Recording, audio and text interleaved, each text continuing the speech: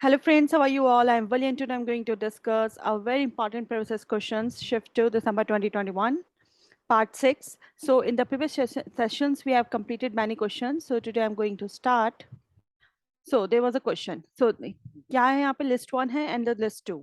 So the list 1 हमें क्या बता रहा है, कंटेंट वैलिडिटी यहाँ पे आपको मैच करना है. तो अगर आपको इनका कंसेप्ट अच्छे से पता होगा तो आप मैच अच्छे से कर सकते हैं. कंटेंट वैलिडिटी का मतलब क्या होता है, जब आप वैलिडिटी चेक कर रहे हो अपने कंटेंट की, मतलब अपने लर्निंग मटेरियल की.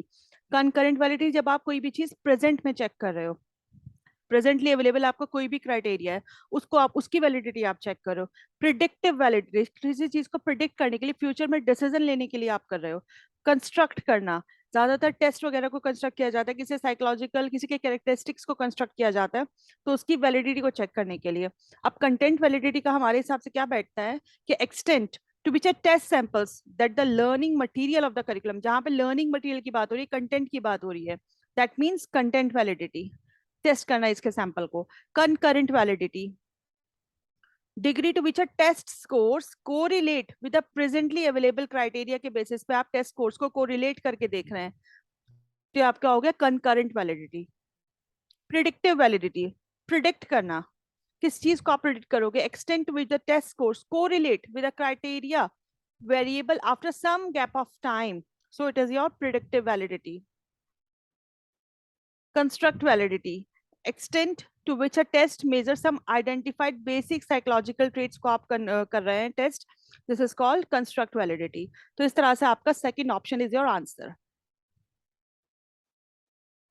नेक्स्ट क्वेश्चन, और बहुत इंपॉर्टेंट क्वेश्चन. इससे पहले जब नेप 2020 का क्वेश्चन था तो मैंने उसमें आपको पूरा डिटेल दिया था कि आगे इस तरह के क्वेश्चंस पूछे हुए हैं. तो जो न्यू पेडागोजिकल करिकुलर स्ट्रक्चर है for ECCE, early childhood care education, जो अकॉर्डिंग टू नीप 2020 वो क्या है. अर्ली चाइल्डहुड केयर एजुकेशन है, फाउंडेशनल है, मिडिल है, प्रिपरेटरी है. जो हमारा नीप 2020 का NEP नेशनल एजुकेशन पॉलिसी 2020 है, उसके हिसाब से जो हमारी अर्ली चाइल्डहुड केयर एजुकेशन है उसका क्या है, हमारा द फाउंडेशंस ऑफ लर्निंग. तो फाउंडेशन ऑफ लर्निंग की बात की है, किसमें फाउंडेशनल बात की है, ना कि अर्ली चाइल्डहुड केयर एजुकेशन की बात की है. ये पूछा गया क्वेश्चन, क्या पूछा गया, पीडागोजिकल एंड करिकुलर स्ट्रक्चर बताना है आपको. ECCE का वो क्या है, हमारा फाउंडेशन ऑफ लर्निंग, फाउंडेशन की बात की गई है. तो इट्स योर आंसर.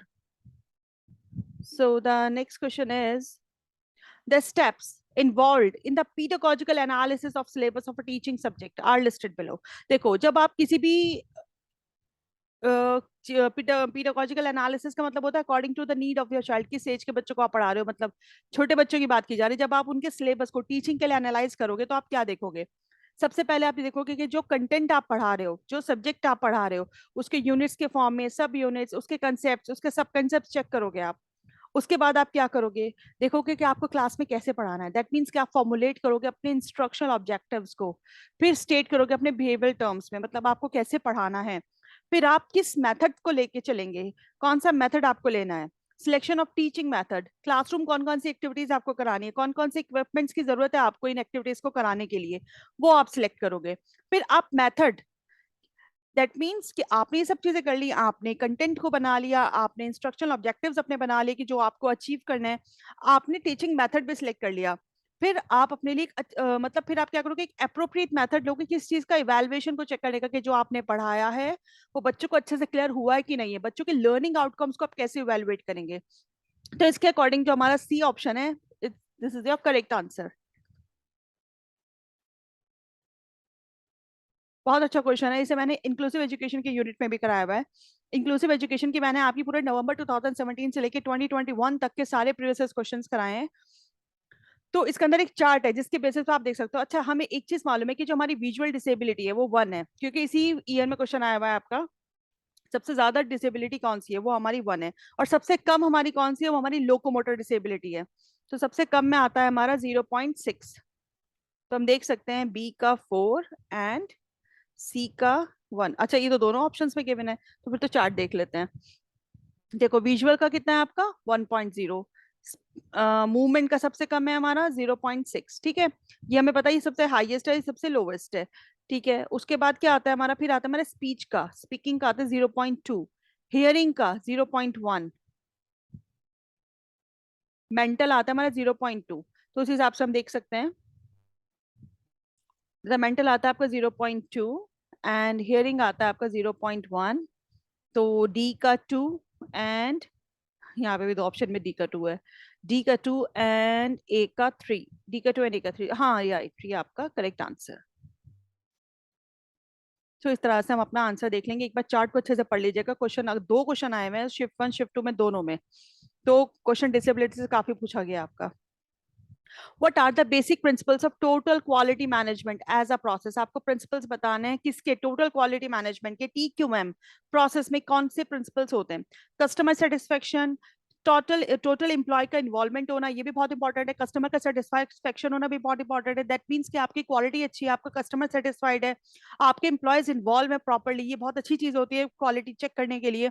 सैलरी देना एम्प्लॉय को, ये आपका क्वालिटी मैनेजमेंट में नहीं आएगा, ये आपके इंस्टीट्यूशन के उसमें आ जाएगा मैनेजमेंट में। बट क्वालिटी की बात जब हम करेंगे तब हम सैलरी की बात नहीं करेंगे, ठीक है। Effective communication which is very very important, कि इफेक्टिव कम्युनिकेशन होगा, कस्टमर आपका सेटिस्फाइड होगा और आपके डिसीजंस फैक्ट बेस्ड होंगे। तो ये सारे पॉइंट्स बहुत अच्छे हैं, बस इसके अंदर हमारा सी पॉइंट नेगेटिव है, तो इसके अकॉर्डिंग हमारा ABDNE it's your answer. God, the great giver, can open the whole universe to our gaze in the narrow space of a single land, was said by। हमारे जो रविन्द्रनाथ टैगोर थे वो naturalism के होते हैं हमारे। तो इन्होंने क्या किया था, इन्होंने बात की थी इस तरह की कि गॉड जो होता है बहुत देने वाला है, होल यूनिवर्स उसने हमारे लिए खोल के रखा हुआ है, एक नैरो स्पेस सिंगल लैंड के अंदर उसने हमारे लिए पूरा यूनिवर्स खोला हुआ है। तो ये बात हमें किसने कही थी? रविंद्रनाथ टैगोर ने। The essential element of distinction between the concepts of the pedagogy and andragogy is, देखिए pedagogy क्या होता है? बच्चे की डेवलपमेंट, चाइल्ड डेवलपमेंट को पढ़ने की जो स्टडी हम कहते हैं, दिस इज कॉल्ड pedagogy। और जब बात एडल्ट्स के लर्नर्स की कहते हैं तब दिस इज कॉल्ड एंड्रागोजी। तो pedagogy होता है बच्चों को आपको उसकी उसके अकॉर्डिंग पढ़ाना है, उनकी नीड के according, this is called pedagogy जब आप बच्चों की बात करते हैं। Andragogy is specialization learning for the adults, जब आप बड़ों को पढ़ाते हैं, दिस इज कॉल्ड एंड्रागोजी, ठीक है। And who are self directed learners. Heutagogy क्या होता है? मैनेजमेंट करना लर्निंग का for the self manage learners के लिए, दिस इज कॉल्ड हीटागोजी। तो ये टर्म भी आपको पता होनी चाहिए। तो यहाँ हम जो बात करेंगे वो करेंगे role of previous life experiences in the learning, जो एक एलिमेंट है इनके दोनों के बीच के डिफरेंसेस का, कि पीडागोजी को किस तरह से पढ़ाते हैं, एंड्रागोजी को किस तरह से पढ़ाते हैं, तो बोथ आर डिफरेंट।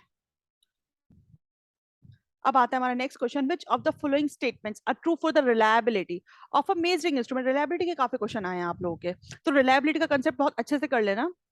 रिलायबिलिटी क्या होता है? बार बार अपने टेस्ट की कंसिस्टेंसी को चेक करना, आपके सेम रिजल्ट्स आना, that means that your test is reliable. It is fixed for a given instrument, ये फिक्स नहीं होती एक इंस्ट्रूमेंट पे। ये कोरिलेशन होता है स्कोर्स को on measuring instrument with themselves. हाँ, कोरिलेशन तो होता है स्कोर्स का, क्या आप बार बार टेस्ट करते हो, ये वेरी भी करता है आपके सैंपल टू सैंपल पे। इसकी वैल्यू -1 से +1 नहीं होती है। ये अफेक्ट करता है size of the sample use for, मतलब अफेक्शन तो होता है कि वैल्यू अफेक्ट करती है, लेकिन फिक्स नहीं होती। तो आपका जो ए पॉइंट है वो इसमें नेगेटिव हो जाएगा, तो उसके अकॉर्डिंग हमारा जो आंसर है वो बी, सी एंड ई। ए और डी आपके दोनों नेगेटिव ऑप्शन है इसमें। So thank you friends for attention, stay blessed, enjoy learning. And in the next video में कुछ अच्छी क्वेश्चंस आपके लेके आऊंगी, ताकि आपका अच्छे से रिवीजन हो जाए, बिकॉज अब एग्जाम करीब है, तो जितना क्वेश्चंस आप रिवाइज कर लेंगे उतनी अच्छी आपकी तैयारी हो जाएगी। So stay blessed and enjoy learning.